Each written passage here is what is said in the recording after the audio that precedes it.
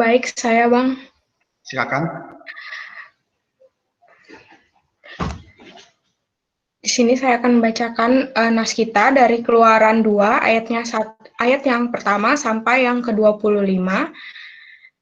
Di bawah 3 perikop, yang pertama Musa lahir dan diselamatkan.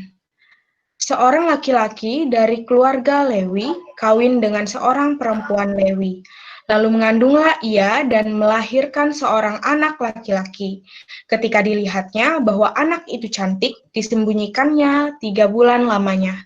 Tetapi ia tidak dapat menyembunyikannya lebih lama lagi, sebab itu diambilnya sebuah peti pandan, dipakalnya dengan gala-gala dan ter, diletakkannya bayi itu di dalamnya, dan ditaruhnya peti itu di tengah-tengah teberau di tepi sungai Nil. Kakaknya perempuan berdiri di tempat yang agak jauh untuk melihat apakah yang akan terjadi dengan dia. Maka datanglah putri Firaun untuk mandi di sungai Nil. Sedang dayang-dayangnya berjalan-jalan di tepi sungai Nil. Lalu terlihatlah olehnya peti yang di tengah-tengah teberau itu, maka disuruhnya hambanya perempuan untuk mengambilnya. Ketika dibukanya, dilihatnya bayi itu, dan tampaklah anak itu menangis.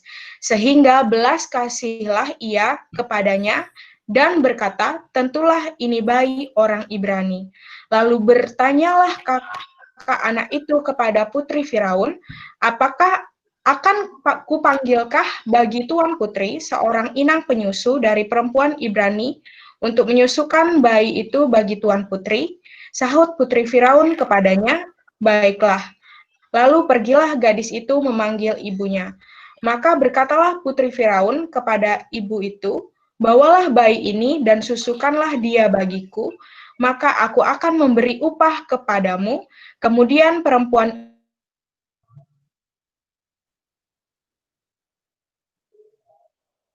pada putri Firaun yang mengangkatnya menjadi anaknya. Dan menamainya Musa, sebab katanya, karena aku telah menariknya dari air. Perikop yang kedua, Musa membela bangsanya, ia lari ke tanah Midian. Pada waktu itu, ketika Musa telah ia keluar mendapatkan saudara-saudaranya untuk melihat kerja paksa mereka. Lalu dilihatnyalah seorang Mesir memukul seorang Ibrani, seorang dari saudara-saudaranya itu. Ia menoleh ke sana sini, dilihatnya tidak ada orang, dibunuhnya orang Mesir itu, dan disembunyikannya mayatnya dalam pasir. Ketika keesokan harinya, ia keluar lagi, didapatnya 2 orang Ibrani tengah berkelahi. Ia berkata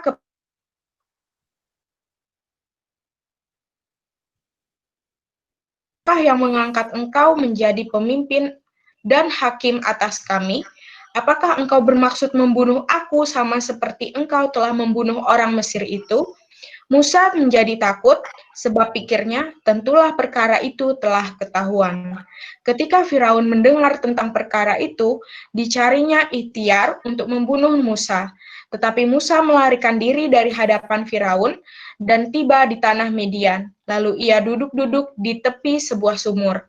Adapun imam di Midian itu mempunyai 7 anak perempuan. Mereka datang menimba air dan mengisi palungan-palungan untuk memberi minum kambing domba ayahnya. Maka datanglah gembala-gembala yang mengusir mereka. Lalu Musa bangkit menolong mereka dan memberi minum kambing domba mereka. Ketika mereka sampai kepada Rehuel, ayah mereka, berkatalah ia, mengapa selekas itu kamu pulang hari ini? Jawab mereka, seorang Mesir menolong kami terhadap gembala-gembala, bahkan ia menimba air banyak-banyak untuk kami dan memberi minum kambing domba. Ia berkata kepada anak-anaknya, di manakah ia? Mengapakah kamu tinggalkan orang itu? Panggillah dia makan. Musa bersedia tinggal di rumah itu, lalu diberikan Rehulah, Zipora anaknya kepada Musa. Perempuan itu melahirkan seorang anak laki-laki, maka Musa menamainya Gersom, sebab katanya, aku telah menjadi seorang pendatang di negeri asing. Perikop yang ketiga, Musa diutus Tuhan. Lama sesudah itu, matilah Raja Mesir. Tetapi orang Israel masih mengeluh karena perbudakan, dan mereka berseru-seru, sehingga teriak mereka minta tolong karena perbudakan sampai kepada Allah. Allah mendengar mereka mengerang, lalu ia mengingat kepada perjanjiannya dengan Abraham, Ishak, dan Yakub. Maka Allah melihat orang Israel, dan Allah memperhatikan mereka. Demikian firman Tuhan. Mari kita bersatu di dalam doa.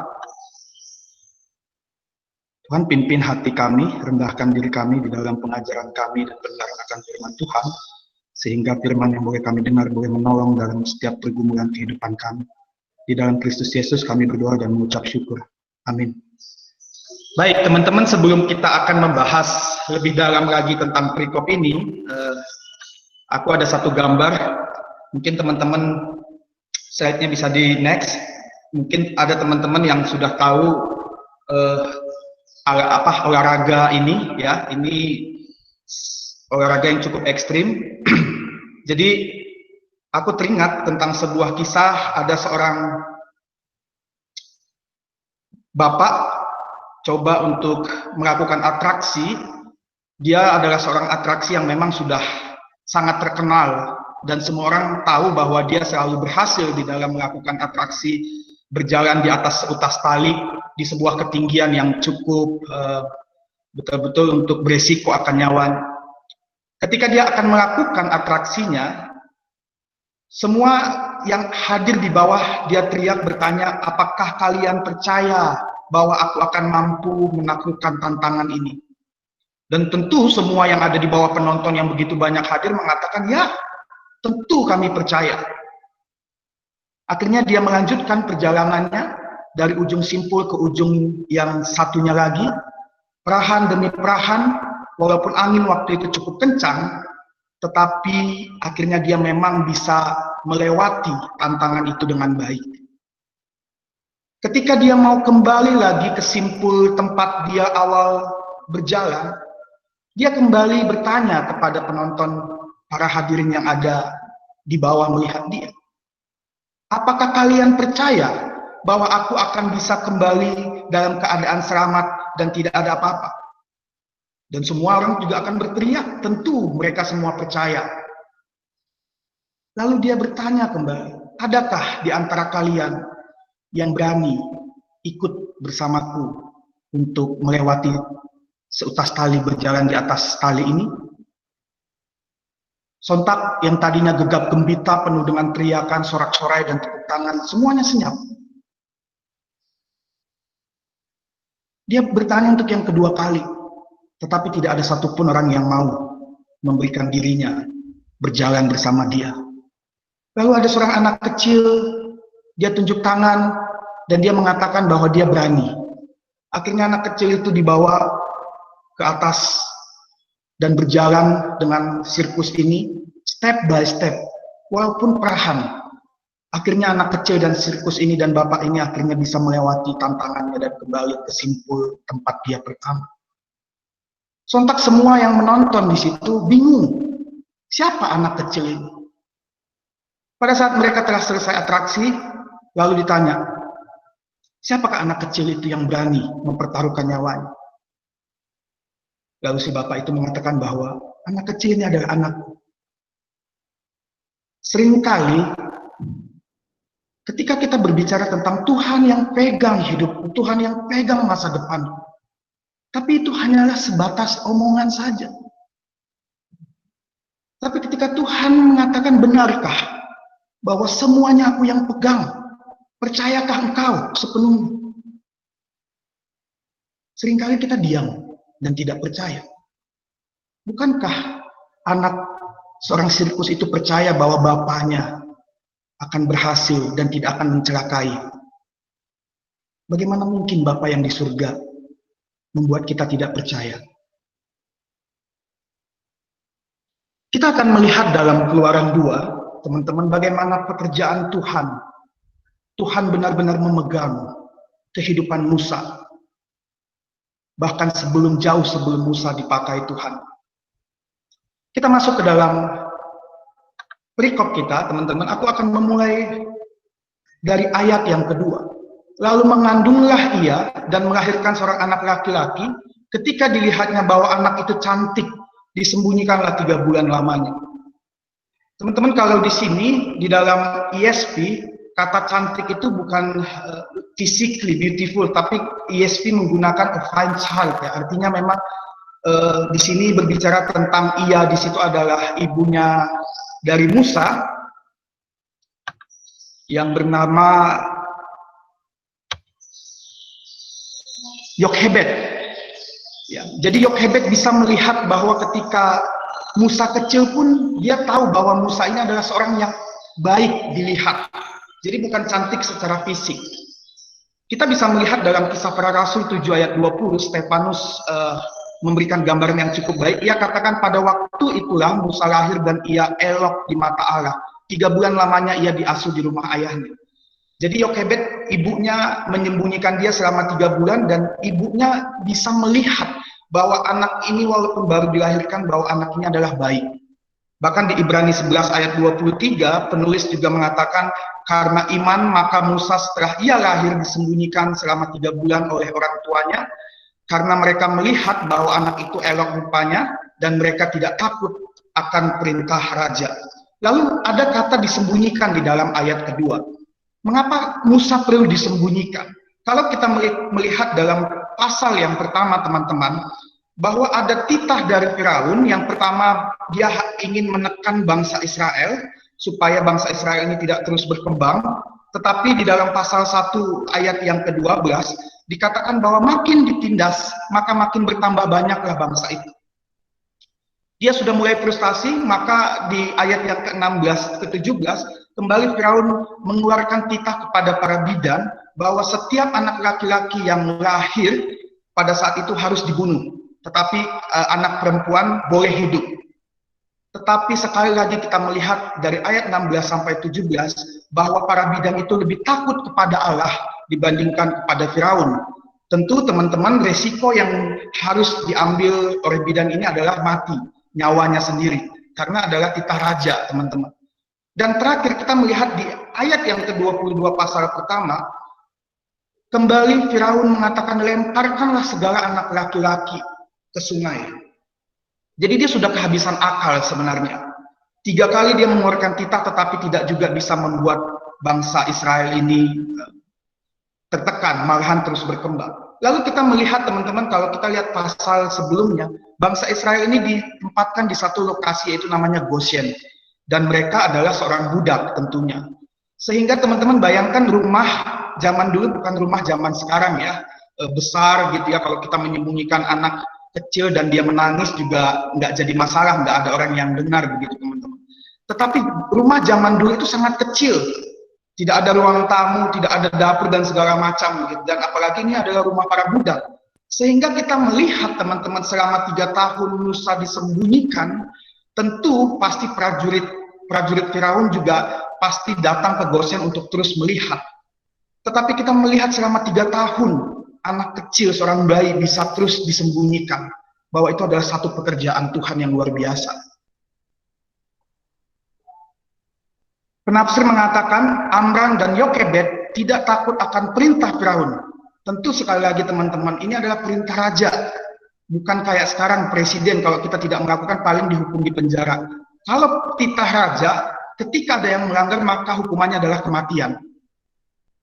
Tetapi Amram dan Yokhebed tidak takut akan perintah Firaun. Ini adalah tindakan yang penuh risiko. Tetapi mereka bertindak untuk menyelamatkan Musa. Bayi kecil yang diselamatkan ini akan dipakai Tuhan untuk menyelamatkan bangsanya. Sebuah kisah Eksodus yang sangat melegenda. Slide bisa dilanjutkan.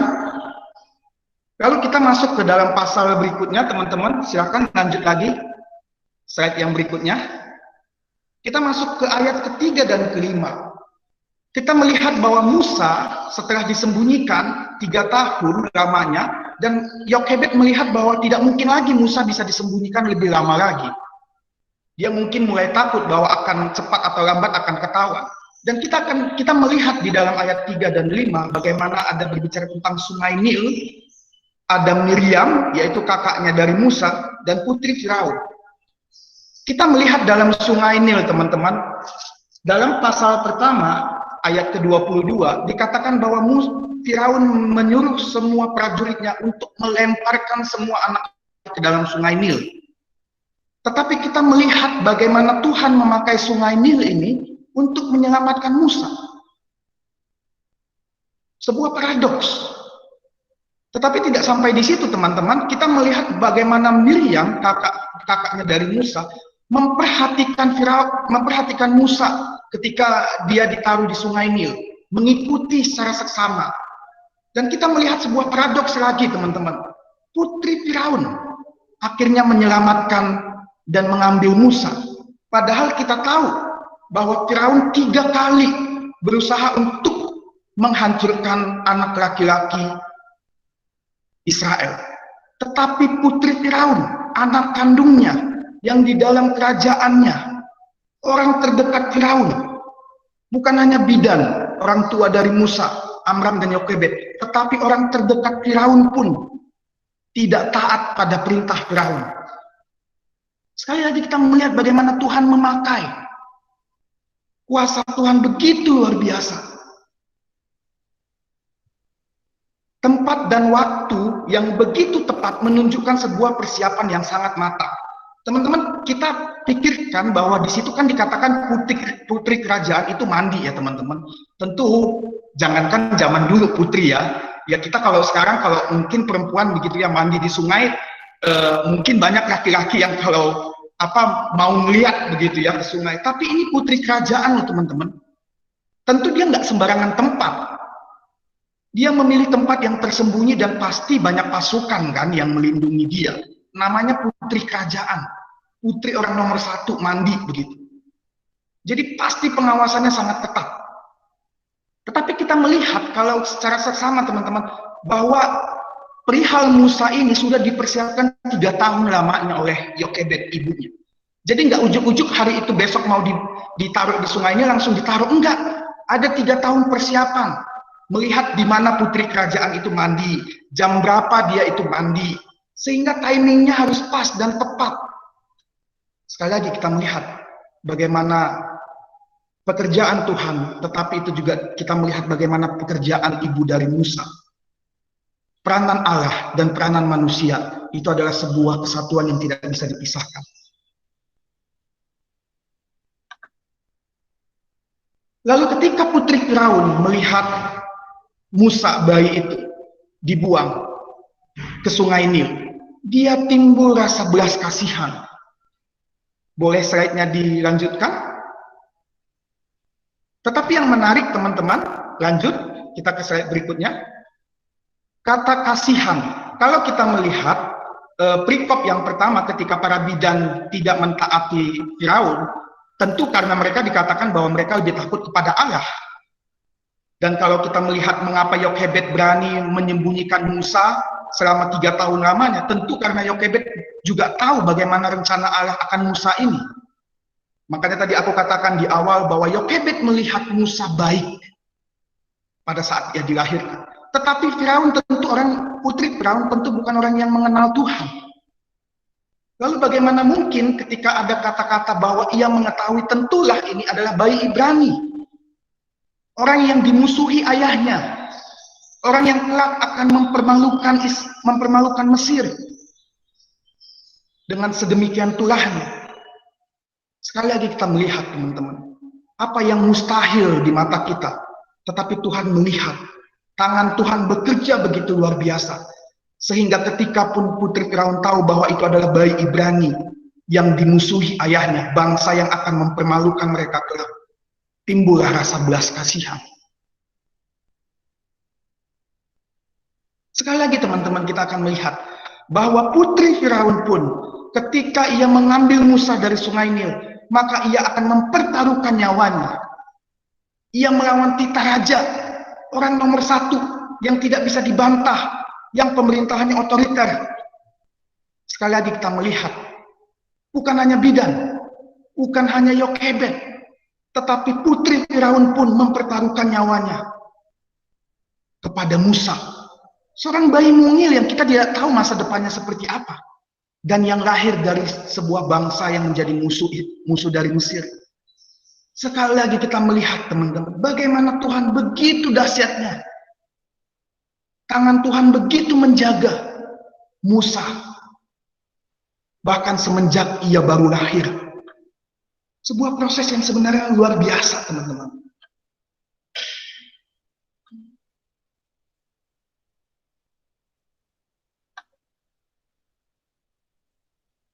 Kita melihat di ayat yang berikutnya. Ketika melihat Maryam, kakaknya Musa, lalu datang. Sekali lagi aku akan menekankan, teman-teman, Maryam tentu melihat Musa yang ditaruh di sungainya oleh ibunya, tentu karena suruhan dari ibunya Yokebed. Silakan next slide berikutnya. Tentu ini sudah direncanakan begitu matangnya oleh Yokebed, dan Maryam menemani, melihat Musa ketika ia di sungai Nil. Lalu kita melihat sekali lagi peranan Tuhan begitu luar biasa.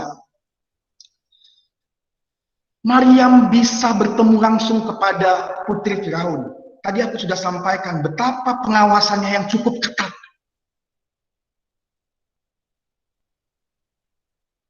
Tetapi Maryam bisa bertemu dengan putri Firaun. Dan dia menawarkan. Menarik sekali lagi kita melihat. Dia menawarkan bagaimana kalau dia mencarikan inang penyusu. Yang sekali lagi, yang kutandain tebal, teman-teman, orang Ibrani. Mengapa harus orang Ibrani? Tentu ada orang Mesir yang pada saat itu juga melahirkan dan dan baru punya bayi, bisa menyusui.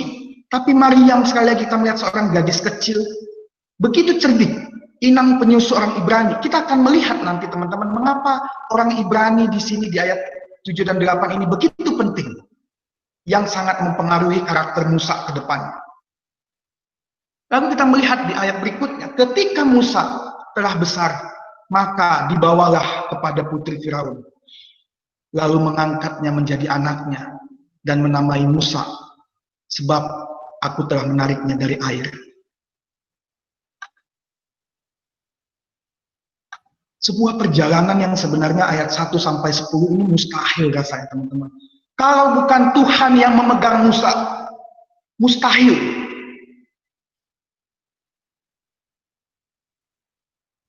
Tiga kali, bahkan 4 kali, dia lolos dari maut.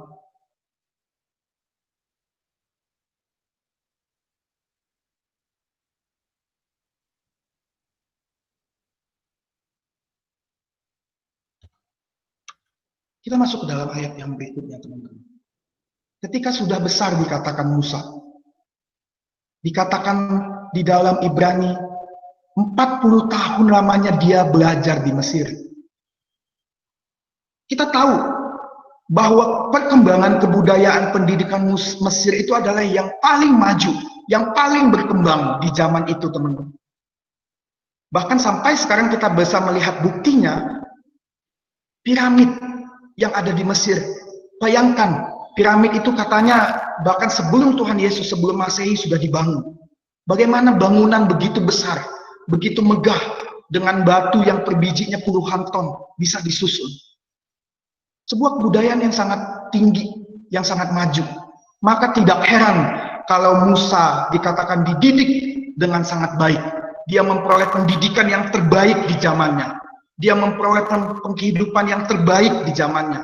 Dia memperoleh semua yang dia butuhkan menjadi orang yang paling baik di masanya. Secara pendidikan, secara kepintaran, tentu Musa mendapatkan yang terbaik.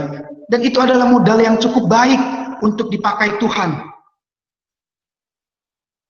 Namun, kita akan melihat di dalam ayat 11 dan 12. Nasionalisme Musa tetap tidak pudar ketika ia melihat bahwa bangsanya dijajah, hatinya tergerak. Ketika ia melihat bangsa dan negaranya habis, nasionalisme Musa muncul. Kenapa dia muncul? Setelah 40 tahun dia dididik, dia hidup di Mesir, dia hidup di istana. Kita akan melihat kembali di ayat ke-7 dan ke-8. Inang penyusu orang Ibrani. Sehingga aku yakin bahwa ketika ibu Musa menyusuinya, sebelum ia diberikan kepada putri Firaun di ayat 10, ia dididik, ia diingatkan bahwa ia adalah orang Ibrani. Bagaimana dengan kita sekarang? Terkait nasionalisme kita, terkait kecintaan kita akan bangsa kita.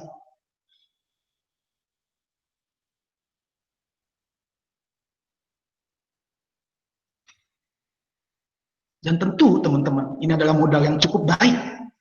Karena biasanya teman-teman akan bekerja di bidang-bidang yang cukup strategis. Menjadi abdi negara.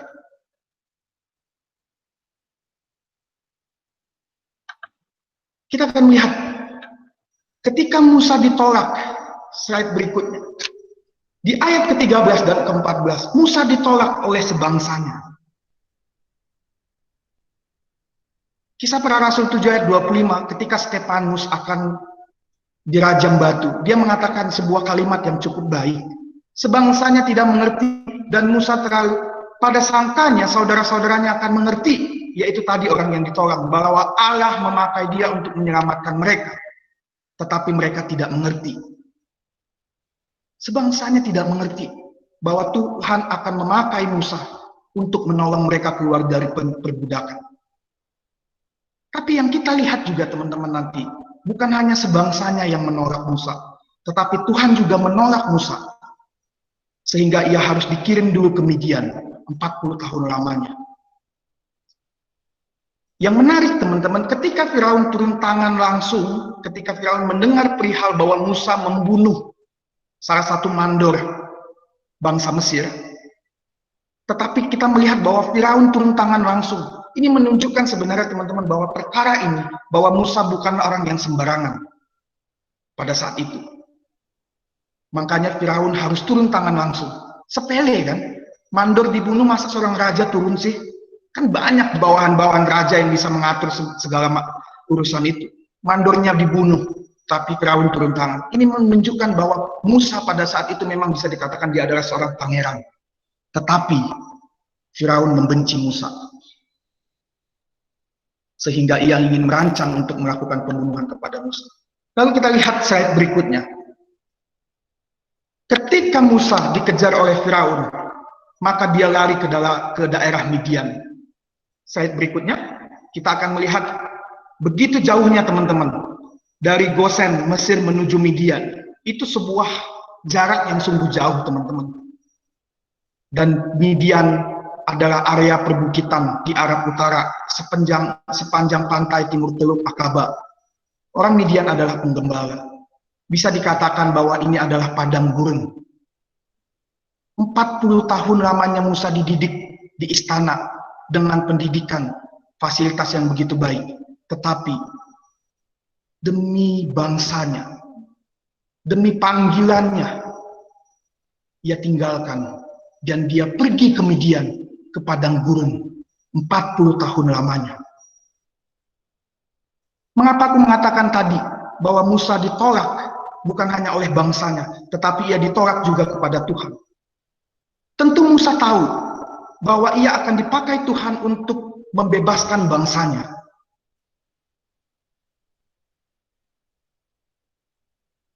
Musa pasti tahu. Tetapi karena Musa yakin, karena apa?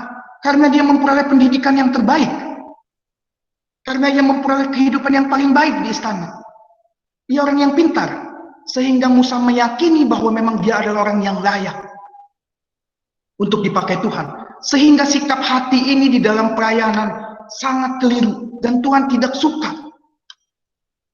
Akhirnya Tuhan mengirim Musa ke padang gurun di Midian 40 tahun lamanya. Dan kita melihat teman-teman, di dalam Keluaran 3 ayat 11 dan 13. Sebuah sikap perubahan yang begitu luar biasa setelah di 40 tahun lamanya di Midian. Tadinya Musa yang begitu overconfidence, Musa yang begitu percaya diri, dan menganggap dirinya layak melayani Allah. Tetapi ketika dia dikirim ke Midian 40 tahun lamanya, kita melihat satu ungkapan yang begitu baik dalam pasal yang ketiga. Musa berkata, Tetapi Musa berkata kepada Allah, siapakah aku ini? Maka aku yang akan menghadap Firaun dan membawa orang Israel keluar dari Mesir. Ayat 13. Lalu Musa berkata lagi kepada Allah, tetapi apabila aku mendapatkan orang Israel dan berkata kepada mereka, Allah nenek moyangmu telah mengutus aku kepadamu, dan mereka bertanya kepadaku, bagaimana tentang namanya? Musa yang awalnya begitu percaya diri, yang begitu yakin akan panggilan Allah, menganggap dirinya layak, hancur setelah melewati Midian, padang gurun. Kini dia melahir menjadi Musa yang begitu rendah hati. Ketika dia menganggap dirinya layak untuk melayani Allah, Allah tidak memakainya karena dia mengandalkan apa yang menjadi kekuatannya. Tetapi ketika Musa berubah menjadi orang yang rendah hati, dia bergantung dan dia percaya pada pimpinan Tuhan, tangan Tuhan yang memegang dan akan menolong dia. Tuhan memakai Musa. Bukankah ini sering kali terjadi dalam pelayanan? Engkau yang menjadi koordinator, engkau yang menjadi PKK, engkau yang menjadi panitia. Bukankah kita sering merasa diri kita pantas dan layak melayani Allah? Tetapi Allah akan menghajar pandangan-pandangan yang seperti itu. Midian adalah padang gurun. Sebuah tempat yang begitu drastis, berbeda dengan istana yang begitu megah dan fasilitas yang begitu mewah. Tetapi di Midian, di padang gurun, Musa menemukan panggilannya. Musa berjumpa dengan Allah. Musa berubah menjadi pribadi yang Allah senangi. Berapa sering kita menolak zona nyaman kita? Kita enggan pergi dari zona nyaman kita. Kita enggan melepaskan apa yang menjadi kebanggaan bagi kita. Kita enggan memberikan kehidupan kita biar Tuhan yang memegang kehidupan kita.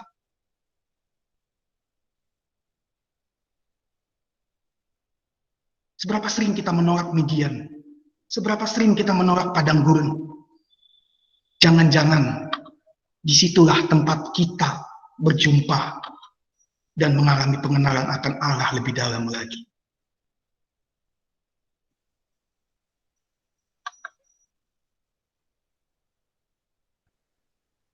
Musa memiliki segalanya di Mesir. Ia memiliki kuasa, kenyamanan, kehormatan, kekayaan, kekuatan, kemasyhuran. Stefanus menggambarkan tentang Musa begitu baik. Dan Musa dididik dalam segala hikmat orang Mesir. Dan ia berkuasa dalam perkataan dan perbuatan. Segalanya ia miliki.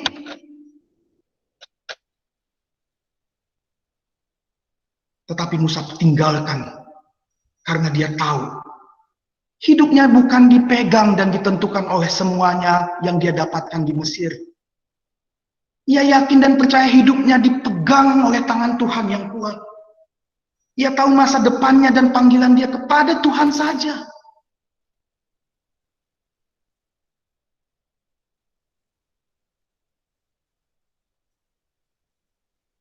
Sebuah paradoks teman-teman kita melihat. Firaun meletakkan masa depan bangsanya, bangsa Mesir yang begitu maju dan termasyhur, ke dalam tangannya sendiri. Ia melakukan setiap rencana dan rancangannya menurut kehendak dan pikiran dia. Tetapi Musa melihat, meletakkan kehidupannya, meletakkan setiap rencana dan rancangan masa depannya ke dalam tangan Tuhan yang begitu kuat dan perkasa. Kita melihat bangsa Mesir zaman sekarang, teman-teman, hanya mitos. Bangsa Mesir yang kuno, bukan bangsa Mesir yang sekarang. Kejayaan, kemasyhuran mereka hanyalah menjadi legenda. Itulah ketika Firaun meletakkan, berusaha melakukan, bersandar pada pengertian dan dirinya sendiri. Tetapi kita melihat, bangsa Israel zaman sekarang pun masih terus ada. Kita masuk ke dalam bagian akhir. Slide bisa lanjut. Bagian akhir dari ayat 23 dan 25. Tuhan mendengar teriakan, groaning, keluh kesah. Tuhan mendengar rintihan, kesedihan, kesusahan yang dialami oleh bangsa Israel. ESP menggambarkan cukup baik bahwa bangsa Israel berteriak. Groaning itu bukan hanya berbicara tentang meminta tolong ya teman-teman, tapi begitu menyedihkan, begitu miris. Kehidupan mereka menjadi budak, 400 tahun lamanya menjadi budak. Bahkan mereka menangis, meminta pertolongan. Tetapi kita melihat, slavery come up to God, and God heard their groaning. Tuhan mendengar, Tuhan merasakan apa yang dirasakan oleh bangsa Israel. Teman-teman, tidak susah untuk melihat bagaimana Tuhan begitu merasakan apa yang dirasakan oleh umatnya. Begitu banyak teman-teman di dalam Alkitab, baik perjanjian lama dan perjanjian baru. Di dalam ayat 25 dikatakan, God saw the people of Israel and God knew. Dia bukan hanya melihat, tetapi juga mengerti. Dari sekian banyak kisah bagaimana Tuhan mengerti apa yang dialami oleh umatnya. Satu kisah yang paling aku suka teman-teman, dari kisah para rasul 9. Ketika pengalaman Saulus bertobat. Aku akan bacakan sekilas teman-teman. Sementara itu berkobar-kobar hati Paulus untuk mengancam dan membunuh murid-murid Tuhan. Ia menghadap imam besar dan meminta surat kuasa daripadanya untuk dibawa kepada majelis-majelis Yahudi di Damsyik, supaya jika ia menemukan laki-laki atau perempuan yang mengikuti jalan Tuhan, ia menangkap mereka dan membawa mereka ke Yerusalem. Untuk apa? Tentu untuk dihukum dan dieksekusi mati. Ayat ketiga, dalam perjalanan ke Damsyik, ketika ia sudah dekat kota itu, tiba-tiba cahaya memancar dari langit mengiringi dia. Ia rebah ke tanah dan kedengaranlah olehnya suatu suara yang berkata kepadanya, Saulus, Saulus, mengapakah engkau menganiaya aku? Yang dianiaya adalah umat Allah. Orang-orang percaya baik wanita dan laki-laki. Tetapi mengapa Tuhan mengatakan, Saulus, Saulus, mengapakah engkau menganiaya aku?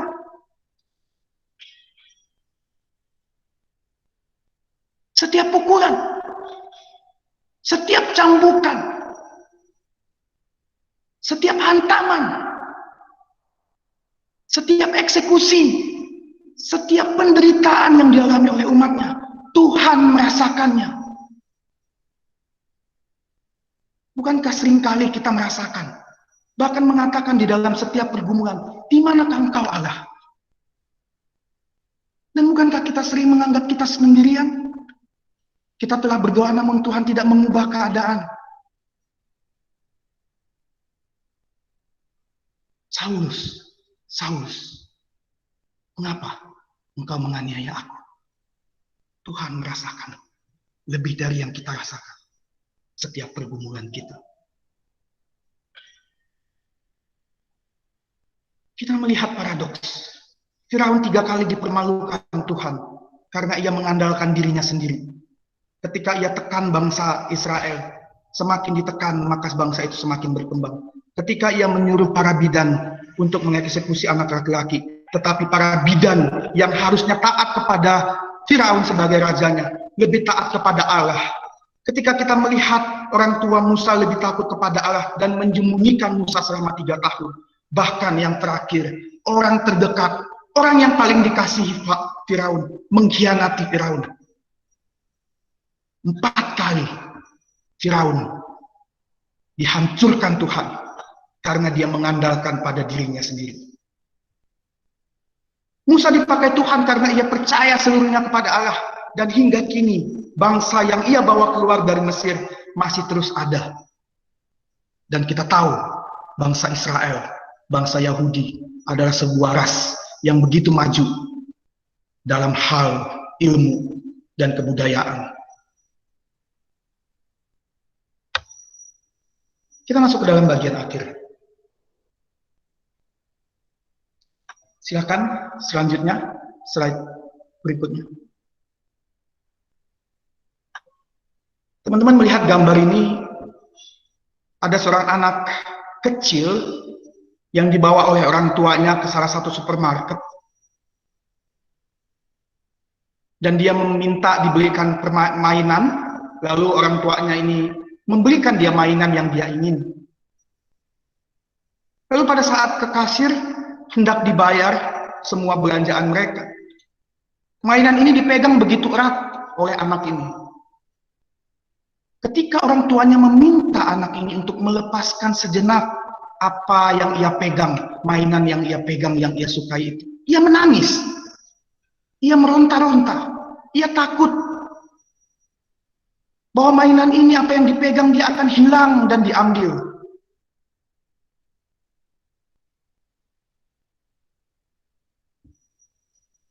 Bukankah ketika kita membeli di supermarket atau di swalayan, barang yang ingin kita miliki harus kita lepaskan dulu sejenak untuk dibayar. Melepaskan sejenak. Melepaskan apa yang menjadi keyakinanmu, apa yang menjadi kebanggaanmu, apa yang menjadi kesombonganmu, apa yang menjadi kelebihanmu. Lepaskan ke dalam tangan Tuhan. Engkau tidak akan kehilangan. Melepaskan sejenak untuk memilikinya secara penuh. Dan itulah yang Tuhan mau. Ketika dia minta bahwa setiap masa depan dan kehidupanmu, biar Tuhan saja yang memegang. Tetapi seringkali, seberapa sering kita setiap hari bertingkah laku seperti anak kecil ini? Kita takut melepaskan apa yang menjadi sesuatu yang kita anggap menjadi kepastian dalam hidup kita ke dalam tangan Tuhan.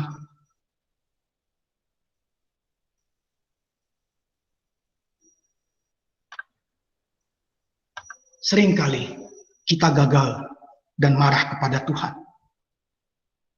Kita menganggap Tuhan bahwa Ia akan mengambil segala yang kita puja, yang kita agung-agungkan dalam hidup kita, yang kita banggakan. Seringkali kita marah dan mencaci Tuhan tanpa kita sadari.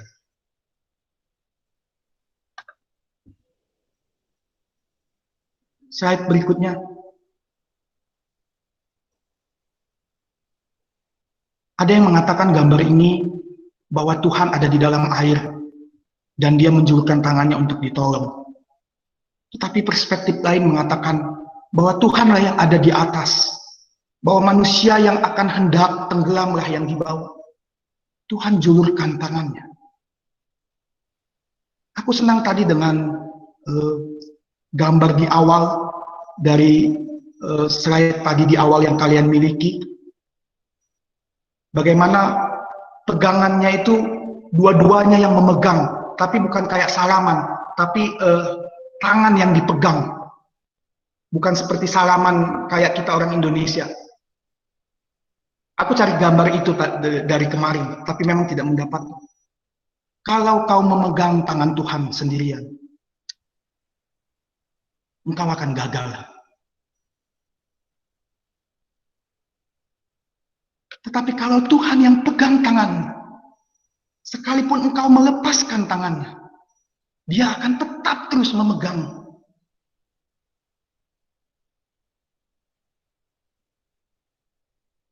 Hari ini, Tuhan ulurkan tangannya.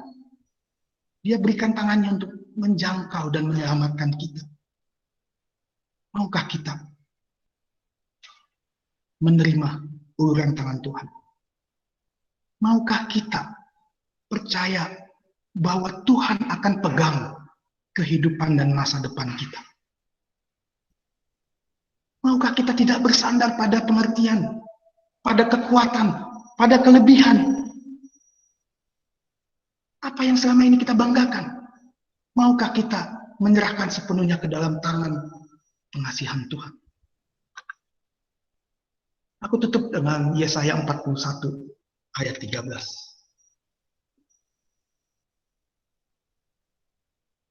Slide berikutnya. Aku ini Tuhan Allahmu, memegang tangan kananmu dan berkata kepadamu, janganlah takut, akulah yang menolong engkau. Mari kita berdoa.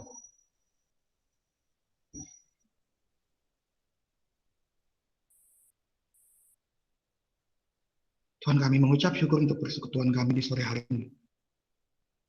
Kami tidak memungkiri hari lepas hari kami mengandalkan yang menjadi kekuatan.